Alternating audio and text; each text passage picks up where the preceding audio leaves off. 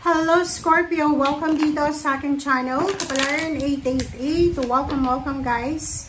Alamin natin kung anong messages, vibration, gabay energy para sa inyong lahat. This is general reading, so pwede kang makaresonate. So, Scorpio, tingnan natin. Yung message mo, this is for the last week of July 2025. So, kung ano yung lumabas dito, please connect your intuition para mabilis and madali nating makuha kung tayo ay resonated ba o hindi. Okay? Sa mga bagong subscribers, thank you sa inyo lahat guys. Sa mga dati kong subscribers, huwag niyong kakalimutan na i-like and share. Mag-comment kayo guys. Okay? Okay. Scorpio. There's a 9 and reverse siya and child. So, nakikita ko sir dito, Scorpio, na this is relationship. Posibleng merong relationship, mag-live-in partner, may anak sila, pwedeng boyfriend-girlfriend pa lang, pero nabuntis na. Sinasabi ng baraha sa'yo na posibleng meron kayong mga disagreement, or pwedeng meron kayong rason, or pwedeng may mga nangyayaring hindi maganda sa relationship nyo.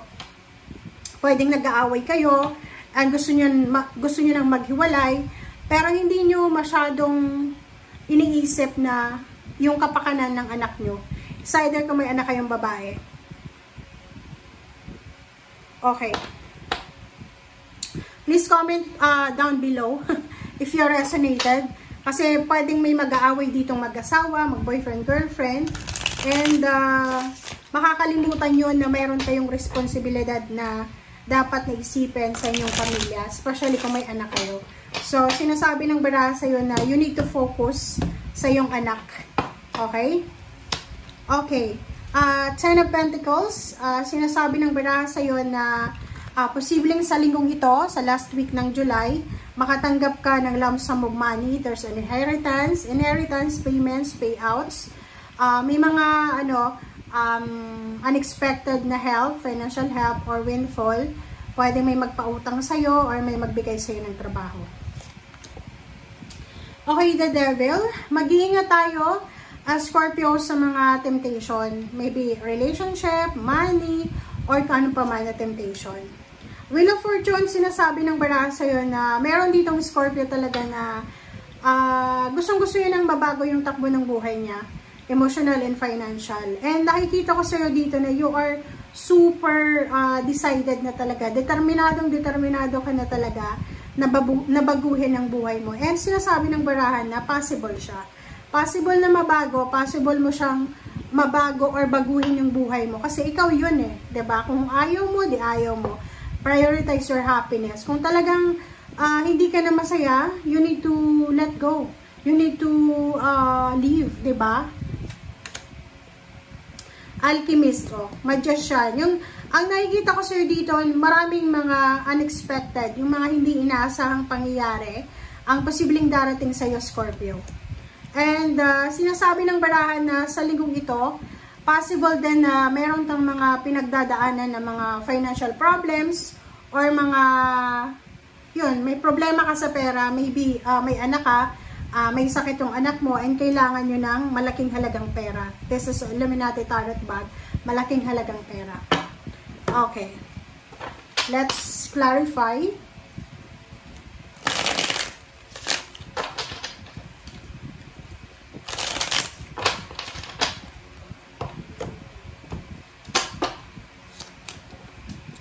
Okay, the star. Wow! So, may mga Scorpio dito na posibleng meron silang minamanifest na certain amount of money. Like lump sum of money. Meron silang minamanifest na pera. And sinasabi ng baraha sa'yo dito na posibleng mamanifest mo siya by the end of July or first week of August. Nine of Wands, sinasabi ng baraha na kahit pagod ka na, lalo na sa pera, like yung iba, pagod na kayo sa buhay nyo, especially sa relationship, sa trabaho, sa kapaligiran, sa in-law, sa family. Kasi diba, minsan sa sobrang pagod natin sa trabaho, pag-uwi sa bahay, maraming pag-aaway, wala pang pagkain, parang sobrang hirap ng buhay. So, yung 9 of Wands, nakikita ko na posibleng isa sa mga temptation ngayon is yung pwedeng tamarin ka. Pwedeng hindi ka magtrabaho because masama yung pakiramdam mo, or maybe because nakatanggap ka ng lump sum of money after ng salary, magpapahinga ka, parang ganun. Wheel of Fortune, wow! So, there's a karmic blessing, karmic justice. So, sinasabi ng barahan na there's a good karma na posibleng darating sa iyo, Scorpio. So, eto yung dapat mong bantayan. May magandang karma, there's a good karma na posibleng darating sa iyo, Scorpio. And this good karma will change the world, will change your life. Okay? Magbabago yung takbo ng buhay mo. So, maybe this is wedding, marriage contract, diba? Or maybe a new contract about the property, sa bahay, trabaho, or kung ano pa man.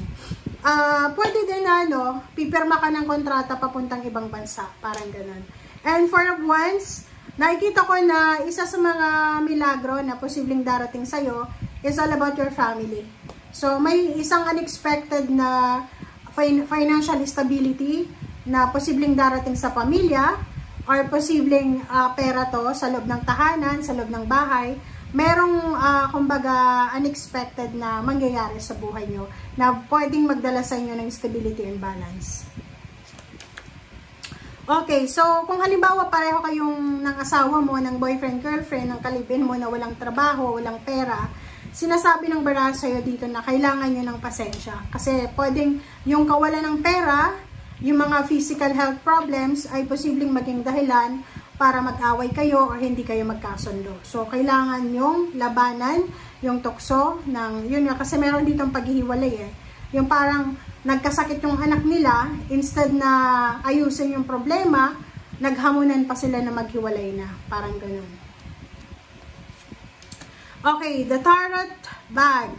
Page of Cups. So, dito sinasabi ng baraha sa'yo dito na huwag kang mag-alala, Scorpio, kasi mayroong isang tao na willing tulungan ka. So, humingi ka lang ng tulong. Kasi pag, di ba, yung mga pangangailangan natin, kung wala tayong parang, anong tawag doon, kakayahan na ayusin or i-resolve yung issue or kung ano man na problema, kailangan natin humingi ng tulong. And walang masama sa paghingi ng tulong. Okay? Walang masama.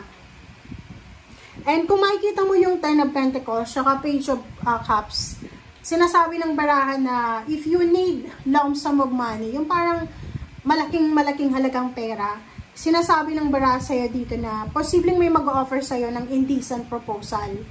Kailangan mong umiwas kasi tukso yan. Okay?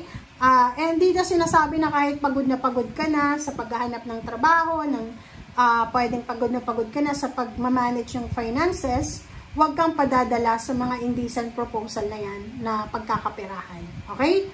Thank you guys. Bye!